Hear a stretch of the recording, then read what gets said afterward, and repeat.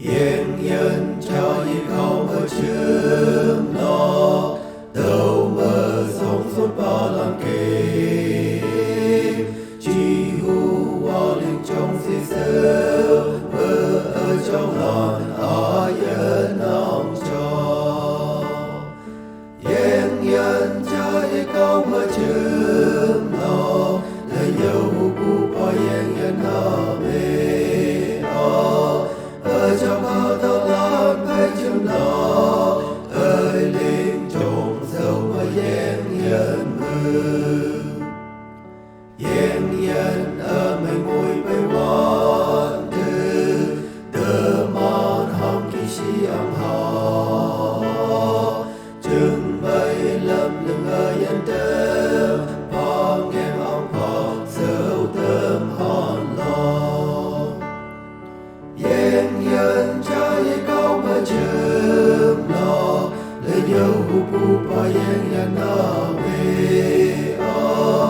ở trong cao thao lan bay chấm nó ơi linh trùng sâu và yên nhân mơ mầm sơ hôn nhẹ ở từng môi lo lâm nhu ở cấp ngôi cờ lo mầm sơ mong mây bu ngô cơ lo tô lối mây bu mau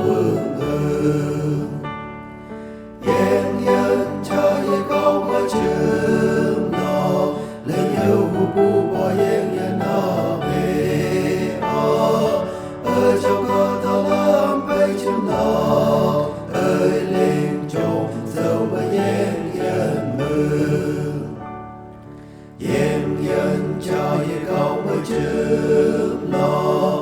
đâu mơ sống suốt bao lần kề chỉ hu hoa linh trong xì xơ mơ ở trong lòng ở yên lòng cho yên nhân cho những câu